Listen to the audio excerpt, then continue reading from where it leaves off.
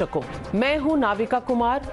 Live in partner Shraddha के 35 टुकड़े करने के आरोपी आफताब के खिलाफ हो रहे खुलासे उसका सच बयान कर रहे हैं। टाइम्स नाउ नवभारत के पास 24 नवंबर 2020 का श्रद्धा का एक व्हाट्सएप चैट है, जिसमें श्रद्धा लिख रही है कि उसके साथ ऐसी मारपीट हुई है कि वो बेड से उठ तक नहीं पा रही थी। इतना ही नहीं, मेडिकल रिपोर्ट भी है। श्रद्धा की तस्वीर है जिसमें उसके साथ हुई मारपीट के निशान साफ साफ उसके चेहरे पर नजर आ रहे हैं। देखिए वो तस्वीर। दावा है कि मेहरौली में आने से पहले श्रद्धा और आफताब जब लिव इन रिलेशनशिप में थे तब भी उसके साथ मारपीट हुई, लेकिन तब आफताब के माता पिता ने किसी तरह श्रद्धा को मना लिया, उसे समझा दिया। इस चैट से साबित होता है कि श्रद्धा पर आफताब के जुल्मों की एक लंबी दास्तान है, जिसका आखिरी अंजाम श्रद्धा की हत्या और फिर शव के 35 टुकड़े के तौर पर सामने आया है। इस बीच दिल्ली पुलिस को सर्वे में कई इस तरह के धारदार हथियार मिले हैं जिनसे श्रद्धा के शव को शायद काटा गया। इनमें एक छोटी आरी भी मौजूद है। श्रद्धा और आफताब जैसे फ्लैट में रह रहे थे, वहां कोई फर्नीचर वर्क नहीं हो रहा था। ऐसे में इस आरी का मिलने एक बेहद अहम सबूत माना जा रहा है। इस आरी को फोरेंसिक टेस्ट के लिए भेज दिया गया है। दिल्ली पुलिस के सूत्रों के मुताबिक आफताब को कई लोकेशंस पर ले जाकर सबूतों को तलाशने की कोशिश भी की जाएगी। इन लोकेशंस में उत्तराखंड का शिवपुरी शामिल हो सकता है। वहां की वशिष्ठ गुफा में श्रद्धा ने आखिरी रील बनाकर सोशल मीडिया पर पोस्ट की थी। इस बीच दिल्ली पुलिस की एक टीम मुंबई भी पहुंची है, जहां श्रद्धा और आफताब के रिश्तों का सच तलाशा जाएगा। इस पूरे केस में श्रद्धा के कुछ दोस्तों की गवाही भी बेहद अहम हो सकती है। श्रद्धा के दोस्तों के अलर्ट के बाद ये मामला खुला है। आज टाइम्स नाउ नवभारत पर श्रद्धा के कुछ दोस्तों की गवाही होने जा रही है। पब्लिक के सवालों को आपके सामने रखूं उससे पहले मैं श्रद्धा के दोस्त जो इस वक्त टाइम्स नाउ नवभारत पर लाइव जुड़ चुके हैं, उनका परिचय आपसे करवाने जा रही हूं। हमारे साथ आज है रजत शुक्ला, श्रद्धा के दोस्त हैं। राहुल राय भी श्रद्धा के दोस्त हैं। साथ ही इस शो पर मेरे साथ जुड़ रहे हैं डॉक्टर प्रणव काबरा, श्रद्धा के डॉक्टर। निर्मल कौर, पूर्व डीजीपी झारखंड, आज हमारे साथ जुड़ रही हैं क्योंकि ये बता सकती हैं कि कौन सी गवाही इस तरह की साबित हो सकती है जिससे पुलिस को सुराग भी मिले और उनके केस को कोई ठोस मजबूत एविडेंस भी मिले। तो आज सवाल पब्लिक का है कि श्रद्धा के दोस्तों ने आफताब का राज खोला, क्या उनकी गवाही से श्रद्धा को इंसाफ मिल पाएगा? सवाल नंबर 2, श्रद्धा के करीबी जानते थे कि आफताब उसे टॉर्चर करता था, क्या श्रद्धा को बचाया जा सकता था? सवाल नंबर 3, लिव इन रिलेशन में घरेलू हिंसा का कानून लागू, फिर आफताब के सामने क्यों मजबूर थी श्रद्धा? आज यही सवाल हम पूछ रहे हैं और पहला सवाल मैं रजत शुक्ला से पूछना चाहती हूं। रजत शुक्ला जी, आप श्रद्धा के दोस्त रहे हैं, कॉलेज में उनके साथ पढ़े हैं। रजत शुक्ला जी, ये जो तस्वीरें सामने आई हैं, जो व्हाट्सएप चैट सामने आए हैं जिसमें श्रद्धा बात कर रही है और कह रही है उसे किस तरह से पीटा गया, और डॉक्टर भी गवाही दे रहे हैं कि किस तरह से पीठ पर और उसके गर्दन के पीछे निशान थे मारपीट के, इसके बाद क्यों थी मजबूर श्रद्धा आफताब के साथ रहने के लिए?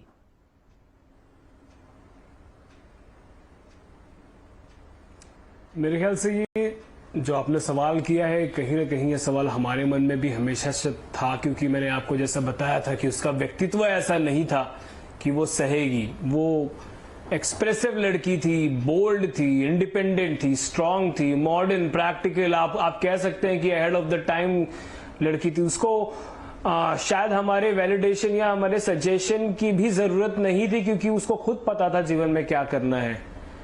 तो वो किसी बहुत बड़े ब्लैकमेलिंग की वजह से ही रुक सकती है एक ऐसे इंसान के साथ जो कि इतना वॉयलेंट रहा हो। सवाल ही नहीं बनता कि कोई साधारण चीज की वजह से वो रुकेगी। पर रजत जी, आप ब्लैकमेलिंग कह रहे हैं, बहुत बड़ी बात है ये ब्लैकमेलिंग। क्या श्रद्धा ने किसी भी दोस्त से इस ब्लैकमेलिंग के बारे में कुछ कहा? आपके दिमाग में ये ब्लैकमेलिंग का ख्याल कहां से आ रहा? एक ब्लैकमेलिंग की बात की गई थी कि वो कहता था कि अगर श्रद्धा, क्योंकि ये बहुत सारी चीजें चल रही थी, लगातार चल रही थी, 2019 से लगातार ये चलती गई, कालांतर में बढ़ती गई, तो हमेशा श्रद्धा का कहना था कि वो उसे छोड़ देगी, वो उसे छोड़ना चाहती है, ये सभी चीजें बातें सामने आती थी। तो आफ्ताब का ऐसा कहना था कि वो सुसाइड कर लेगा और नोट में श्रद्धा और उसकी फैमिली का नाम ले लेगा। तो श्रद्धा खुद पर तो चलिए वो सह ही रही थी उस रिलेशनशिप में रह के, पर फैमिली के ऊपर कोई आंच ना आए, मेरे ख्याल में ये एक छोटा कारण हो सकता है, पर ये एकमात्र कारण बिल्कुल नहीं हो सकता, मैं नहीं मान सकता, क्योंकि जितना मैंने श्रद्धा को जाना है, ये एक छोटी सी चीज, मतलब एक साइको वाला ये जो ट्रेट है एक इंसान का, उसका वो कंप्लेन कर सकती थी पुलिस को, या हम लोग भी उसकी मदद कर सकते थे इससे बाहर आने में, पर कुछ बड़ा जरूर होगा जिसमें शायद कोई उसकी मदद नहीं कर सकता था, इसीलिए शायद उसने हमें या किसी को भी उस बारे में नहीं बताया।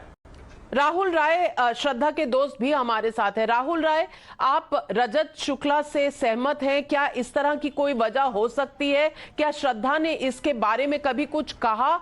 और क्या ऐसी मजबूरी थी, सिर्फ ये डर कि आफ्ताब सुसाइड कमिट कर लेगा और फैमिली का नाम लिख देगा, परिवार टेंशन में आ जाएगा, मुसीबत में आ जाएगा? क्या ये श्रद्धा को रोक सकती थी कि वो ये भी सहने को तैयार हो गई कि उसकी पीठ में सिगरेट से उसे जलाया भी गया तो भी वो आफ्ताब को छोड़ नहीं पाई?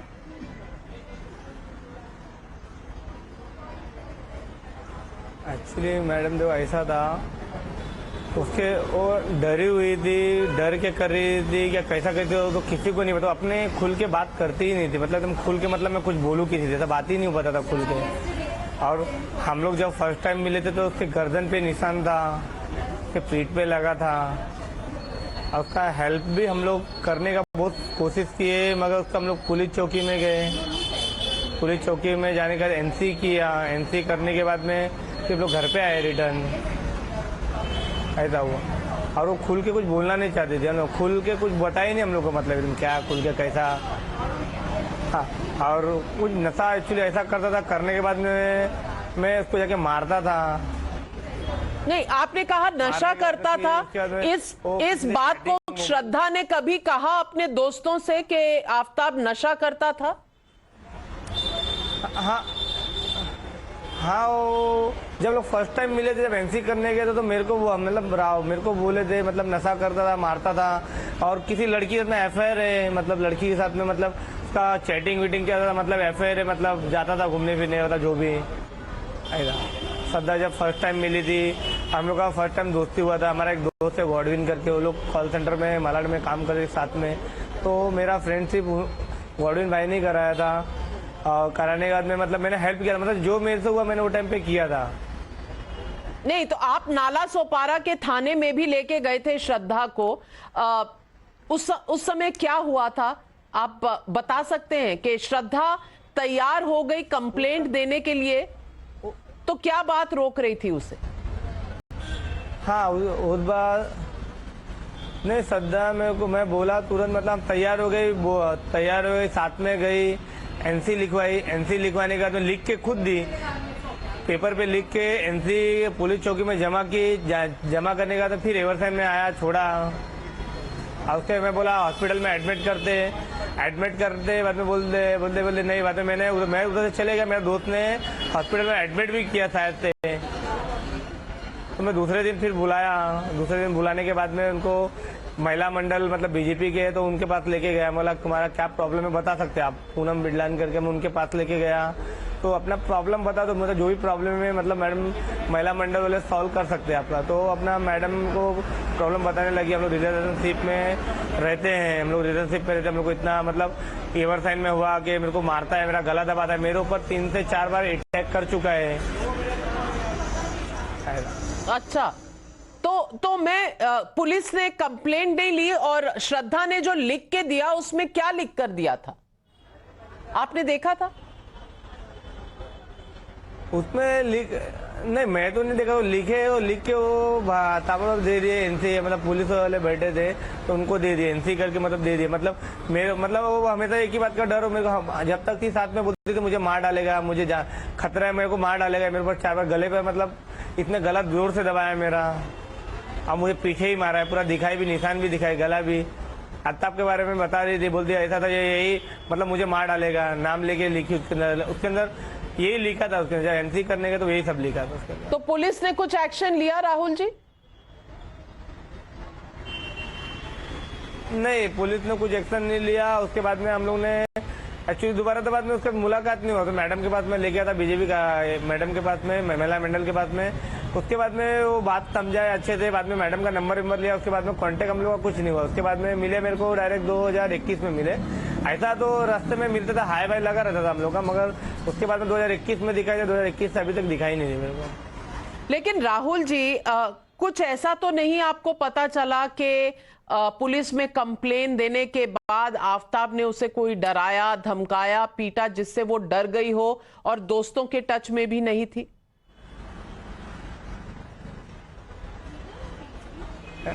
हो सकता है एक्चुअली, क्यों मालूम, हम लोग के कांटेक्ट में नहीं है एक्चुअली काफी टाइम तक। और वो डरी हुई तो थी, मतलब मेरे मतलब गॉडविन नाम का मेरा फ्रेंड है, उनको मतलब फोन करके सब बताते, डर जाती थी, फोन करती थी।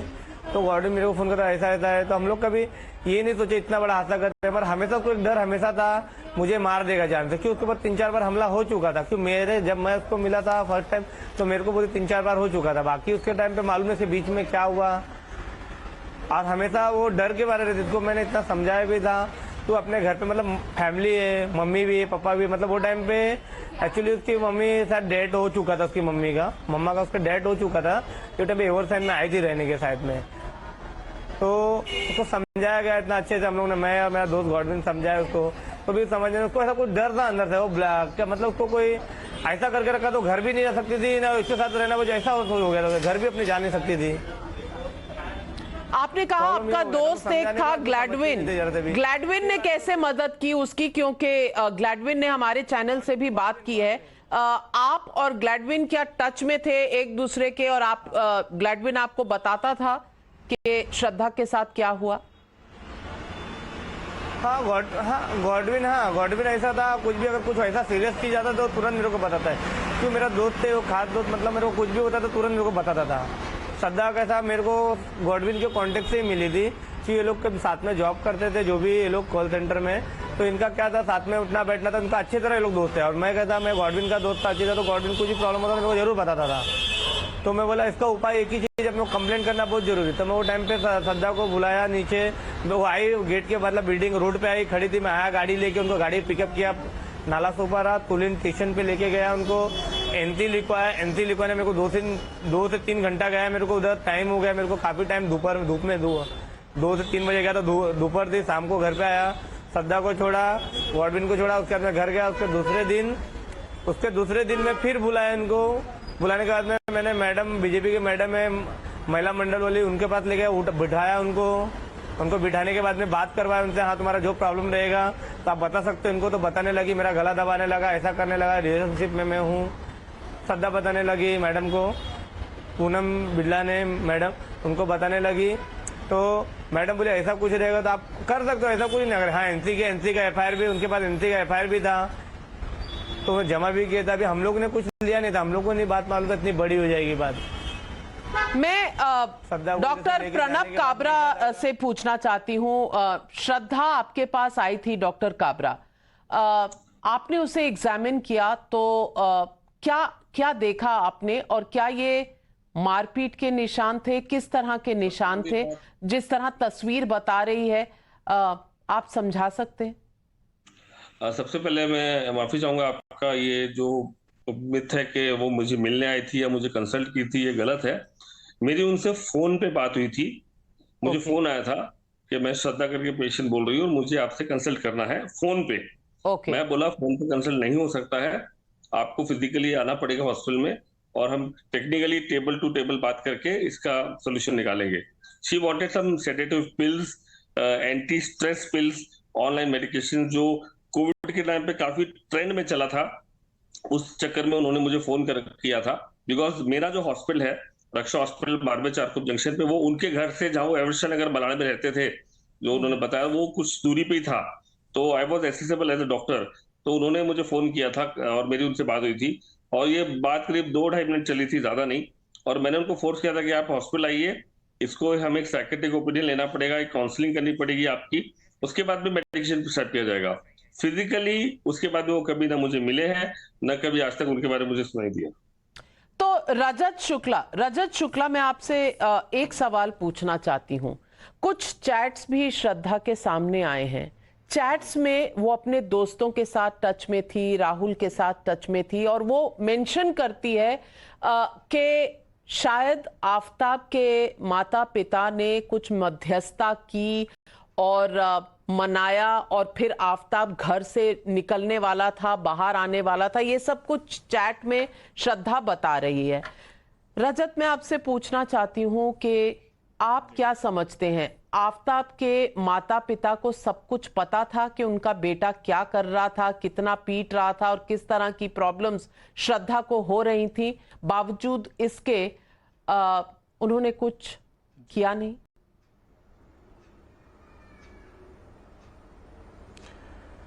देखिए, आफताब के पेरेंट्स को निश्चित तौर पे पता रहा होगा कि क्या कुछ चल रहा है। हम सभी लोगों से बहुत ज्यादा पता होगा। और श्रद्धा ने, ये जो हमारा कॉलेज ग्रुप था एक सीमित ग्रुप था, और सभी लोग किसी न किसी क्षेत्र में थे और अच्छा कर रहे थे। श्रद्धा खुद मेरे साथ थिएटर में थी, वो डांस भी काफी अच्छा करती थी। जो क्लैडविन है ये भी हमारे ही सर्कल का लड़का था, ये भी काफी ज्यादा एक्टिव था। हम सभी लोग जर्नलिस्ट बनना चाहते थे। श्रद्धा जो कि इस तरह की लड़की है जो मतलब बिलीव ही नहीं हो पाता है आज की बताया जा रहा है जिस तरह से कि वो मजबूरन में मतलब वो सह रही थी ये सभी चीजें।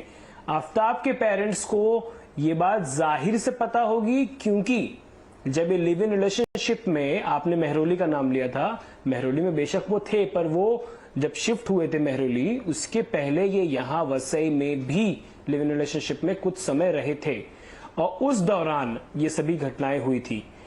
आफताब के पेरेंट्स का भी एग्रीमेंट में नाम है। आप देखेंगे जो एग्रीमेंट की कॉपी सर्कुलेट हो रही है तो उसमें ये दोनों ने अपने आप को एक पति पत्नी की तरह पोज किया है, इस तरीके से दावा किया जा रहा है उस एग्रीमेंट द्वारा। और आप देखेंगे कि आफताब के जो पेरेंट्स हैं उनकी भी फोटो, रजामंदी, सिग्नेचर्स वगैरह हैं। इससे यह साबित होता है कि आफताब के पेरेंट्स को पता था। और ये मैं यही इसलिए कहता हूं क्योंकि ये सभी चीजें जो पूरा श्रद्धा का ये जो हत्याकांड है ये सभी लोगों के सामने आया, उसके ठीक 15 दिन पहले आफताब के पेरेंट्स ने अपना घर छोड़ दिया जिसमें कि वो 23 साल से रह रहे थे। तो इससे ही कम अपने आप संदेह जो है वो अपने आप यकीन में बदल जाता है कि आफताब के पेरेंट्स आफताब के बिहेवियर के बारे में अच्छे से परिचित थे, और बहुत मुमकिन है कि उनका कुछ इसमें गलत इन्वॉल्वमेंट रहा है जिसकी वजह से उन्हें भागने की जरूरत पड़ी है, वहां से हटने की जरूरत पड़ी है, छुपने की जरूरत पड़ी है। निर्मल कौर जी, आप डीजीपी रह चुकी हैं। रजत जो कह रहे हैं कि माता पिता को पता था, माता पिता ने मध्यस्थता की, रेंट अग्रीमेंट पर उनका नाम था, और चैट में भी दिख रहा है कि माता पिता से बात हुई और श्रद्धा उनके घर पर गई, और उसके बाद आफताब शिफ्ट आउट किया माता पिता के घर से। इन सब से आप क्या आकलन निकालेंगी कि ये क्या रही होगी प्लानिंग, या क्या रहा होगा रुख जो इस हद तक पहुंच गया कि श्रद्धा के 35 टुकड़े कर दिए आफताब ने?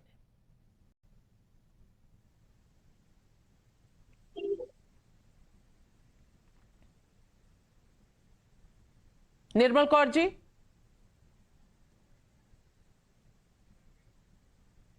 कौर जी, आप शायद म्यूट पर हैं। मेरी हाँ, अभी आई आपकी जी आवाज। जी अभी आई, उससे पहले शायद म्यूट कर रखा था। सॉरी, मैंने आपका प्रश्न सुना नहीं। आप क्या एक बार फिर से बोल सकते हैं? मैं आपसे पूछ रही हूँ, रजत शुक्ला जी का कहना था कि माता पिता को सब कुछ पता था। माता पिता जी का रोल व्हाट्सएप चैट्स में भी निकला है, रेंट अग्रीमेंट में भी है, तो माता पिता को पता था और 15 दिन पहले ये सब कुछ बाहर आने से और पुलिस की क्वेश्चनिंग से पहले अगर माता पिता 23 साल के मकान से गायब हो जाते हैं, इससे आप क्या अंदाजा लगाती हैं, क्या हुआ होगा? निश्चित उन्हें कुछ पता था कि ये सब अब मतलब जो है मामला बाहर आने वाला है, उजागर होने वाला है और उनकी बहुत बदनामी होगी, उनसे पूछताछ होगी, इसलिए उन्होंने चुपचाप कन्नी काट ली। और बिना उनकी शह के मुझे नहीं लगता इतना बड़ा कांड मुमकिन होता। वो एग्रीमेंट में भी है, जैसे कि बताया, वो बाकायदा पीछे पीछे काउंसिल भी कर रहे थे और श्रद्धा को परसुएट कर रहे थे कि रुक जाओ। बीच में वो लोग उनके मध्यस्थता भी कर रहे थे। पर जब वो एक एब्यूजिव रिलेशनशिप थी, ये तो क्लियर है कि बहुत ही एब्यूजिव रिलेशनशिप में थी। और एब्यूजिव रिलेशनशिप बहुत एडिक्टिव भी होती हैं, बहुत हैबिट फॉर्मिंग होती हैं। और एक बात और है उनके बारे में, एक बहुत कॉमन सेइंग है कि अगर एक मेढक को आप उबलते पानी में डालो तो उछल के बाहर चला जाएगा, पर अगर आप ठंडे पानी में डालो और धीरे धीरे हीट बढ़ाओ तो वो वहीं पे मर जाता है। वो बाहर निकलने की उसमें एनर्जी नहीं रहती है। वही लगता है श्रद्धा के साथ हुआ। उसका जितना स्पंख था, जितनी उसका व्यक्तित्व था, या जो भी उसकी एक अपनी गरिमा थी, वो सब धीरे धीरे इस मारपीट और अब्यूज के चलते खत्म हो गई। और उसमें ये हिम्मत ही नहीं बची। वो एंटी स्ट्रेस ढूंढ रही है, वो ऐसी चीजें ढूंढ रही है बजाय इसके कि वो उसको बाहर आके फाइट कर सके। तो लड़ने की हिम्मत, उसकी लड़ने की ताकत एकदम खत्म हो गई थी अंदर से, और इस एब्यूजिव रिलेशनशिप के चलते। और पेरेंट्स का रोल भी बहुत अनडिजायरेबल लगता है इसमें, कि उन्होंने अपने बेटे को अगर समझा नहीं पाए तो कम से कम श्रद्धा को एनकरेज करते कि वो चली जाती और अपनी एक अलग से दुनिया बसाती। ऐसी एब्यूजिव रिलेशनशिप में नहीं होती। तो पेरेंट्स का रोल डेफिनेटली मतलब सस्पेक्ट है इसमें कोई शक नहीं। राहुल जी, मेरा सवाल यह है, आपने कहा कि कुछ अफेयर्स की भी बात कही थी श्रद्धा ने। मैं पूछना चाहती हूं कि कभी उसने खुलकर इस बात को आपसे या ग्लैडविन से कहा था? क्या कहा था अफेयर्स के बारे में? ये उसका अंदेशा था? क्या कहती थी श्रद्धा?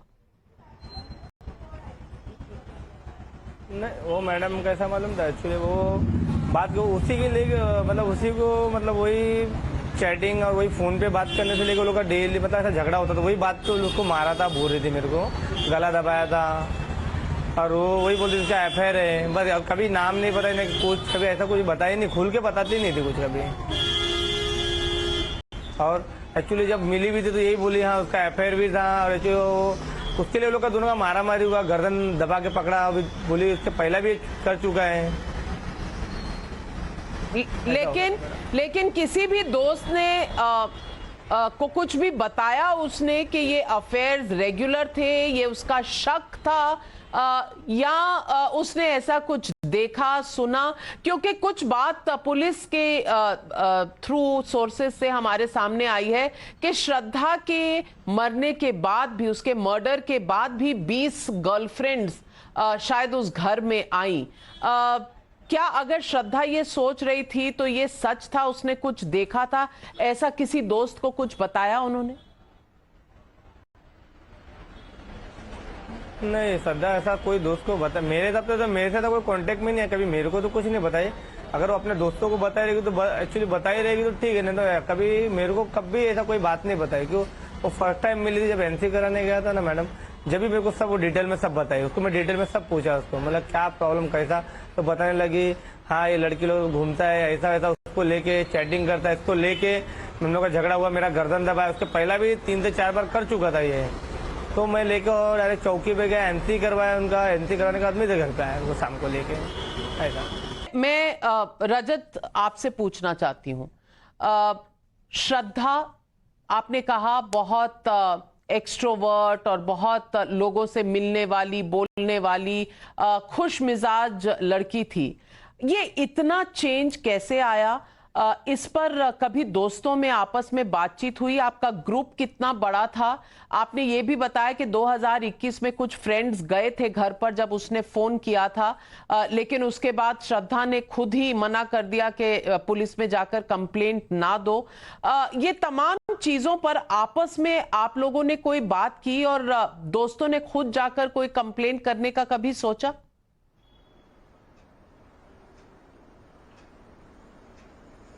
देखिए 2018 तक श्रद्धा एक बहुत ही ज्यादा, मतलब जो मैंने पॉजिटिव वाली जो बातें बताई थी कि बिल्कुल एक्सट्रोवर्ट, आउटस्पोकन, बोल्ड, स्ट्रांग लड़की जो थी, वो यहां आकर डल हो चुकी थी। ऐसे लगता था कि वो इन्फ्लुएंस्ड है, कंट्रोल्ड है, ऐसा दिखने लग गया था। ये हम लोगों को बाद में पता चला है खैर, लेकिन शुरुआत में 2018 से 19 के बीच जो इसके अंदर चेंजेस मैंने देखे थे कि वो डल हुई थी और यहां वो रूड हुई थी। 2019 में जब मेरी लास्ट मीटिंग थी उससे, तो मैंने देखा था वो काफी रूड हो गई थी। तो वो एक ऐसा सिग्नल था मेरे लिए कि you are not welcomed here, मतलब कि मैं तुमसे बात नहीं करना चाहती। आई देन थॉट कि शायद ये सिर्फ मुझे कह रही है, पर बाद में पता चला कि इसने सभी लोगों के साथ में डिस्टेंस बना लिया था और इसका जो जीवन है वो आफ्ताब के दरमियान ही पूरी तरीके से सीमित हो गया था। अब आगे ये हुआ कि मतलब कालांतर में ये सब चीजें बढ़ती गई और आप देख रहे हैं, अब धीमे धीमे ये सब सबूत भी बाहर आ रहे हैं इन चीजों को लेकर। श्रद्धा अकेली पड़ चुकी थी और कहीं ना कहीं श्रद्धा का दोस्तों से दूर जाना वो एक इन्फ्लुएंस था जो शायद आफ्ताब ने किया था, जो श्रद्धा के लिए महंगा पड़ गया। क्योंकि अगर हम रहे होते साथ में और श्रद्धा ने हमसे डिस्टेंस नहीं किया होता तो ये बात निश्चित तौर पे थी कि इतनी बड़ी अनहोनी तो नहीं हो पाती, मतलब निश्चित तौर पे। क्योंकि हमारा जो कॉलेज का ग्रुप था, हम सभी इमोशनली, इंटेलेक्चुअली हम साउंड थे, हम समझते थे दुनिया को। लेकिन श्रद्धा कहीं ना कहीं डिस्टेंस जो हो गई थी हम लोगों से, वो एक आफ्ताब के दरमियान थी, तो आफ्ताब के बोलने वाली जो चीजें थी वो शायद उस पर काफी प्रभाव कर रही थी। आपने कहा बहुत इन्फ्लुएंस में आ गई थी। रजत, मैं इसी पॉइंट पर और डिटेल जानना चाहती हूँ। इन्फ्लुएंस किस तरह का? आफ्ताब का उस पर होल्ड इमोशनल था? पहले राहुल ने कहा कि कुछ ड्रग्स अब्यूज था, क्या श्रद्धा को भी कोई ड्रग्स का इस तरह से आदत डाल दिया था जिसकी वजह से नेचर में चेंज हो गया था? आप दोस्तों के बीच में इसमें क्या आप कंक्लूजन पर आए? देखिए, आफ्ताब क्या कुछ सेवन करता था इसके बारे में कभी मुझे नहीं पता चला पर्सनली, पर इसके अलावा वो अब्यूजिव था, वो वॉयलेंट था, इसके बारे में पता चला था। लेकिन साथ ही साथ श्रद्धा का, मैं जो बता रहा हूं, मैं लगातार कह रहा हूं कि ब्लैकमेलिंग का जो मामला था, एक जो सुनने में आया था कि श्रद्धा को वो कहता है कि वो अपनी जान ले लेगा, मतलब वो खुदकुशी कर लेगा और मतलब लिख के जाएगा कि इसके जिम्मेदार श्रद्धा और उसका परिवार है। श्रद्धा, अब गौर करने वाली बात ये होगी कि श्रद्धा अपने पिताजी के साथ ज्यादा कनेक्टेड नहीं थी, वो अपने माताजी और अपने भाई के साथ में रहा करती थी। गौर करिएगा, तो माताजी की भी तबीयत ठीक नहीं हुआ करती थी और आखिरकार 1-1.5 साल पहले की बात है जब उनका भी देहांत हो गया, तो श्रद्धा कहीं ना कहीं एक वल्नरेबल स्टेट में आ चुकी थी जहां कोई पेरेंटल सपोर्ट नहीं था और फ्रेंड्स को उसके आफ्ताब के इन्फ्लुएंस की वजह से आफ्ताब ने दूर करा दिया था, जिसकी वजह से अब आफ्ताब ही बचा था, मतलब कोई नहीं बचा था उसके दरमियान। तो कुछ ऐसे दोस्त थे, एक आफ्ताब का बचपन का दोस्त था और आफ्ताब की एक बेस्ट फ्रेंड थी, फीमेल बेस्ट फ्रेंड थी, जो कि हमारे ही ग्रुप की, कॉलेज ग्रुप की लड़की थी, जो भी कोशिश करती थी कि वो काफी ज्यादा कांटेक्ट करे। तो ये इतना सीमित दुनिया हो जाने के बाद ये बहुत नामुमकिन था कि श्रद्धा को बताया जा सके, उसको गाइड कर दिया जाता था। ये जो बेस्ट फ्रेंड की मैं बात कर रहा हूं, उसने कई बार उसको गाइड किया, लेकिन आखिरकार वो डिसीजन एक इंसान का होता है। इतनी लिबर्टी हर इंसान को कोई देता है कि आप चूज करें आपको अपने लाइफ के साथ क्या करना है। लेकिन मैं वही बता रहा हूं, बार बार दोहरा रहा हूं कि श्रद्धा इस तरह की कोई कमजोर लड़की थी ही नहीं कि वो इन्फ्लुएंस्ड हो जाएगी या प्यार में पड़ जाएगी या पागल हो जाएगी एक ऐसे इंसान के लिए। ऐसा कुछ नहीं नजर आता है, कुछ बहुत बड़ा है, कुछ ऐसा ट्रिगर है, कुछ ऐसा हुक है। क्या ट्रिगर है? श्रद्धा क्या को हुक रोक है? रखा था, मजबूरन वो उसके साथ रह रही थी, नहीं रहना चाहती थी। क्या ट्रिगर है, क्या हुक है? ये हुक के बारे में काश हमें पता होता, अगर पता होता तो मेरे ख्याल में ये चीजें नहीं होती। कुछ लोग कह रहे हैं धर्म के एंगल को भी ला रहे हैं बीच में। क्या श्रद्धा ने ऐसा कभी कुछ कहा कि उस पर कोई प्रेशर था? इस बारे में कभी जिक्र नहीं किया, लेकिन मैं बता रहा हूं कि जो भी कुछ बड़ी वो बात रही होगी उसके बारे में कभी बाहर बात आ ही नहीं पाई। अगर वो आ गई होती तो शायद चीजें आपने कहा एक उनकी फ्रेंड थी जो बहुत गाइड करती थी, क्या उनको कुछ पता होगा इस बारे में? जी,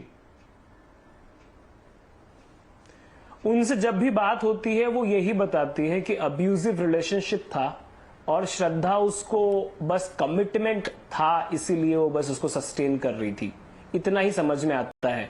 और उनसे भी मेरी कल बात हुई है तो उन्होंने मुझे बताया कि श्रद्धा से वो जब सिगरेट मार्क्स वाली जो बात हुई थी, उन्होंने कहा कि वो 2 साल के गैप के बाद मिली थी। आप समझ रही हैं? मतलब ये हो सकता है कि 19 से 21 तक इस दौरान श्रद्धा सबसे कट हो चुकी थी, यहां तक कि अपने बेस्ट फ्रेंड के साथ भी। तो इस दौरान क्या कुछ चीजें हुई हैं ये किसी को नहीं पता। करण, टाइम्स नाउ नव भारत पर आपका स्वागत है। आपके साथ श्रद्धा ने कुछ व्हाट्सएप चैट किए थे जो इस वक्त हमारे चैनल पर चल रहे हैं। करण, श्रद्धा किस तरह का बिहेवियर था? और ये जब व्हाट्सएप चैट आया जिसमें वो कह रही है मेरी बीपी बहुत लो है, मैं बिस्तर से उठ नहीं सक रही, क्या हुआ इसके पहले और क्या हुआ इसके बाद? तो ये बहुत सारे इंस्टेंसेस थे जब श्रद्धा मेरी टीम में थी मेरे साथ में, और वहां पे वो मुझे डोमेस्टिक वायलेंस की कंप्लेंट करती रहती थी हमेशा। मतलब पहले जब नई आई थी मेरी टीम में, so she was very jolly, बहुत हंसते खेलते रहती थी। लेकिन फिर जैसे जैसे थोड़ा टाइम जाने लगा, फिर मतलब अगर मैं ऐसा बोलूं तो हर हफ्ते या दूसरे हफ्ते उसके चेहरे पे या उसको कहीं ना कहीं चोट लगी हुई होती थी। फिर मैंने उस बारे में उसको पहले स्टार्टिंग में जब मैंने पूछा तो तब मुझे ऐसे ही बोल देती थी, अरे काम करते करते लग गया, ऐसा हो गया, घर पे मतलब काम करते करते स्लिप हो गई। तो वो ऐसे स्टोरीज बनाती थी। बट फाइनली नवंबर 2020 में जब उसके चेहरे पे बहुत ज्यादा चोट लगी थी, तब उसने मुझे एक्चुअली सिर्फ अपनी फोटो भेजी थी कि मेरा फेस ऐसा है और मैं आज ऑफिस नहीं आ पाऊंगी। तो आउट ऑफ क्यूरियोसिटी और कंसर्न के, मतलब यार 23-24 साल की लड़की थी उस टाइम पे जब मेरी टीम में आई थी, तो मैंने आउट ऑफ कंसर्न मैंने उसको कॉल किया एंड देन आई आस्क्ड कि एक्चुअली में क्या हुआ है तेरे साथ में। तब उसने खुल के बताया कि उसका हस्बैंड उसको मारा है। वो आफ्ताब को हमेशा अपना हस्बैंड बोल के बताती थी, उसने कभी ये नहीं बताया था कि वो लिव इन रिलेशनशिप में आफ्ताब के साथ में। फिर 23 नवंबर को मैंने अपने फ्रेंड गॉडविन को कॉल किया, और गॉडविन मसई में श्रद्धा के पास ही रहता था। मैंने उनसे रिक्वेस्ट की कि प्लीज ये लड़की बहुत डरी हुई है और उसको बहुत चोट लगी है, she is not in the condition to go to the hospital या पुलिस स्टेशन, अकेले जाने की हालत में नहीं है। तब गॉडविन उसको पहले हॉस्पिटल लेके गया, फिर वहां से पुलिस स्टेशन लेके गया पुलिस कंप्लेंट करने के लिए। और कंप्लेंट फाइल होने से पहले ही आफ्ताब ने पता नहीं इसको श्रद्धा को क्या पट्टी पढ़ाई, क्या किया कि श्रद्धा ने वो उसने कंप्लेंट दी, कंप्लेंट उसने कभी फाइल नहीं होने दी। फिर इनफैक्ट उस टाइम पे वी वर थैंकफुल टू महिला मंडल ऑफ वसई के उन लोगों को इतने शॉर्ट नोटिस पे श्रद्धा के सपोर्ट पे आए और श्रद्धा के साथ में वो लोग पुलिस स्टेशन गए थे। फिर नेक्स्ट डे 24 को श्रद्धा ने मुझे एक मैसेज भेजा कि अभी सब कुछ सॉर्ट हो गया है। आफ्ताब के पेरेंट्स के घर पे गई थी मैं, और आफ्ताब के पेरेंट्स ने मुझे गारंटी दी है कि वो लोग आफ्ताब ये घर से चला जाएगा और मेरे साथ में कोई कांटेक्ट नहीं रखेगा। फिर थोड़े दिन तक वापस शी वॉज नॉर्मल, लेकिन अगेन फिर वो मेरे ख्याल से दिसंबर के पहले हफ्ते में वो हॉस्पिटलाइज हो गई थी। मेरे ख्याल से वो जो भी उसको चोट लगी थी, जो उसके साथ में डोमेस्टिक वायलेंस हुआ था, उस मारपीट के चक्कर में उसको काफी बैक में और उसके गर्दन पे काफी चोट आई थी। तो फिर वो हॉस्पिटलाइज थी, मेरे ख्याल से 2 या 3 दिन के लिए वो हॉस्पिटलाइज थी। तो करण जी, मैं 1 मिनट आपको रोकूंगी। आपने कहा वो पेरेंट्स ने गारंटी दी और उसके बाद कुछ चीजें कुछ देर के लिए ठीक हो गई थी, यानी कि आफ्ताब जब पेरेंट्स के साथ रहता था तब ये प्रॉब्लम होती थी डोमेस्टिक वायलेंस की?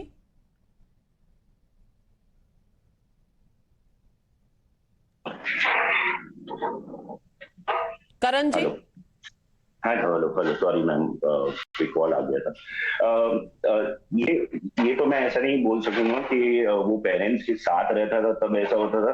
ये श्रद्धा और आफ्ताब तो दूसरे घर में ही रहते थे, जो इन लोगों ने रेंट पे लिया था। ओके। ठीक है, ये वहां पे रहते थे, लेकिन मेरे ख्याल से इसके आफ्ताब के पेरेंट्स को हमेशा से ही पता था कि ये ऐसा वायलेंट है और ये हर वक्त श्रद्धा को मारता पीटता है। ये बात उनसे छुपी तो नहीं थी, क्योंकि आप खुद ही सोचिए कि जो पेरेंट्स वो लड़के की गारंटी ले रहे हैं कि वो आज के बाद ऐसा नहीं करेगा, और वो रिपीटेडली ये सेम चीज करता ही रहा।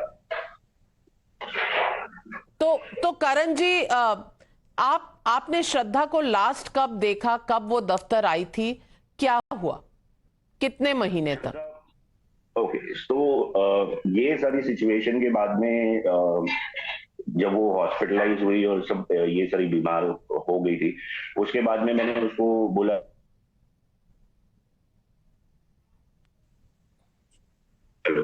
जी करण। तो मैंने श्रद्धा से बोला था कि तू ऑफिस बता, तू अपना काम तू घर से कर। तो मैंने कंपनी से बात करके के लिए जो सिस्टम होता है वो सिस्टम उसके घर पे पहुंचाया। अगले 2 महीने मतलब जनवरी तक, फेब तक वो फिर घर से ही काम करती रही। और फिर जब उसने रिजाइन किया, मुझे बताया था कि वो कोई तो कंटेंट राइटिंग कंपनी है कोई, जिसके लिए वो काम करने जा रही है, जहाँ पे उसको एक्सप्लोर भी करने मिलेगा, मतलब दूसरी जगह जाने मिलेगा, और वो अपना जो भी अपने दिल की बातें वो लिख सकेगी। तो उसने रिजाइन किया, और मार्च 18 तारीख मेरे ख्याल से वो लास्ट डे था श्रद्धा का, जो मेरी कंपनी में था मेरे साथ में। बस उसके बाद मैंने श्रद्धा को देखा नहीं। जो भी है, मुझे मेरे दोस्तों के थ्रू ही पता चला है कि वो मतलब बॉम्बे में, मेरे को जब तक ये बात पता थी कि वो बॉम्बे में, मुझे ये बात पता ही नहीं थी कि वो दिल्ली चली गई। तो 2021 मार्च तक आपने उसे देखा, उसके बाद नहीं देखा? जी। और कोई मैसेज नहीं, कोई ऑब्वियसली कंपनी से रिजाइन कर दिया तो कोई टच नहीं? जी, कंपनी से रिजाइन कर दिया, प्लस फिर वो भी था कि जो उसने मुझे 2-3 और फोटोग्राफ भेजी थी जब वो पहले सिचुएशन हुआ था जो उसके साथ में मारपीट का, लेकिन अब वो इमेजेस तो मेरे पास में है नहीं तो मैंने आप लोगों के साथ शेयर कर दी होती। क्योंकि ये एक इंस्टेंस नहीं था। मतलब आप खुद सोचिए कि अगर वो 6 महीने में हर हफ्ते या हर दूसरे हफ्ते वो चोट के निशान लेके ऑफिस आ रही है, तो वो कैसा वायलेंट बिहेवियर रहा होगा आप सबका श्रद्धा के साथ। तो उसने करण जी पर्सनल लेवल पे, आई नो प्रोफेशनली जहां आपके टीम में काम करती थी, कभी पर्सनल बातें करने का समय नहीं होता, पर कभी उसने कुछ एक्सप्रेस किया कि उस पर क्या दबाव था, कैसे वो ब्लैकमेल हो रही थी, क्योंकि उसके दोस्त कुछ इमोशनल ब्लैकमेल की बात कर रहे हैं, कुछ इस पर उसने रोशनी डाली? तो मैम, इस बारे में तो मुझे ज्यादा कुछ पता नहीं, लेकिन मतलब पर्सनल टर्म्स पे जब जो ये 23 नवंबर का जो वाकया हुआ था उसके साथ में, जिसके बाद मैंने अपने फ्रेंड गॉडविन को भेजा था उसके साथ में पुलिस स्टेशन और हॉस्पिटल, तो मैंने आपको जैसे मैंने बताया कि 2 महीने तक तो वो ऑफिस नहीं आई थी, बट ये सिचुएशन के बाद में मैंने एक आधी बार उससे फोन पे बात की थी, जब भी मुझे मौका मिलता था पूछने के लिए कि क्या कैसी है वो और सब ठीक है ना। अभी तो वो सेम सिचुएशन है नहीं, तो अब मैं I am not damn sure कि आफ्ताब उस इंसिडेंट के बाद में भी मूव आउट हुआ होगा। मे बी उसने उसको सॉरी बोल के अपनी वो बातों में फंसा के फिर वो उसके साथ में मूव इन हो गया था। तो लेकिन ये फिर बातें छुपाने लग गई थी मेरे ख्याल से। ये इसको वो भी था डर के ये अपने मतलब जैसे उससे मुझे ये सिचुएशन के बारे में बताया था और पुलिस स्टेशन तक बात चली गई थी, और उसके बावजूद अगर वो उसके साथ में रह रही है तो उसको ऐसा लगा कि उसको मुझे बताना नहीं चाहिए ये बात। तो आप मार्च 2021 में लास्ट मिले। रजत जी, आप लास्ट कब मिले श्रद्धा से, या कब बातचीत हुई आपकी?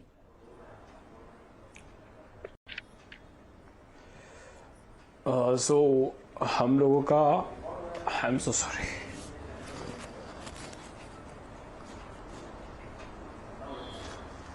रजत, मैं समझ सकती हूँ आपकी दोस्त हमारे बीच में नहीं है, और आपकी फीलिंग्स इस वक्त क्या होंगी? रजत जी,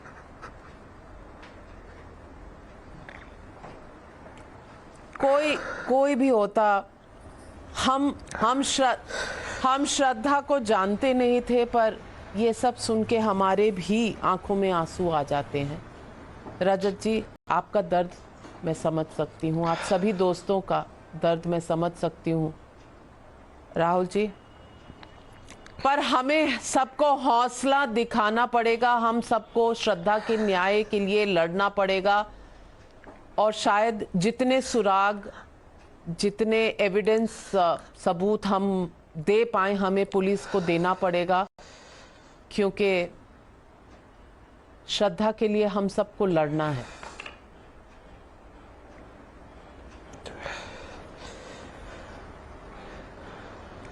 राहुल, आप कब मिले थे आखिरी बार श्रद्धा को? आखिरी बार मैम बाइक से KTM गाड़ी से जा रही थी, बस 2021 में लास्ट उसको देखा था मैंने। लास्ट तो भी कैसा बाइक से जा रही थी, हाथ देखी मेरे को तो आवाज दी तो तुरंत निकल गई बाइक से। ऐसा कौन से महीने में? 2021 में नहीं मिली, कब भी इसके बाद नहीं मिली एक्चुअली। वो ऐसा है, मेरे को लग रहा है पहले का दूसरे महीने में। एक्चुअली मेरे को भी इतना ध्यान नहीं, मैं भी गाड़ी पे था, वो भी गाड़ी पे थी, और मेरे को एवरसन ब्रॉडवे थिएटर पे मिली थी। आवाज दी जोर से, मैं देखा तो निकल गई फटाक करके, तो मैं भी निकल गया साइड से। पहले का दूसरे महीने मिले 2021 में। ओके, तो जनवरी फरवरी में आप मिले, मार्च में आखिरी बार करण मिले, और शायद बस शायद रजत जी 2019 में। रजत जी, हौसला रखिए।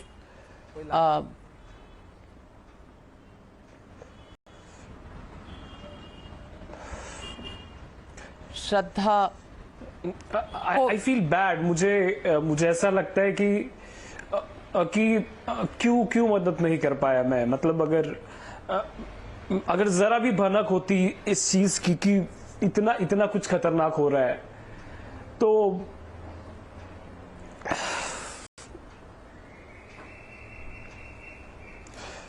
रजत, शायद बहुत कुछ चाहते हुए भी कई बार हम कुछ नहीं कर पाते, कुछ इस कदर के सर्कमस्टांसेस हो जाते हैं। डॉक्टर निर्मल कौर, मैं आपसे पूछना चाहती हूं, ये किस तरह का कंट्रोल था, ये किस तरह का इन्फ्लुएंस था आफ्ताब का? ये सिर्फ इमोशनल था या कुछ और भी?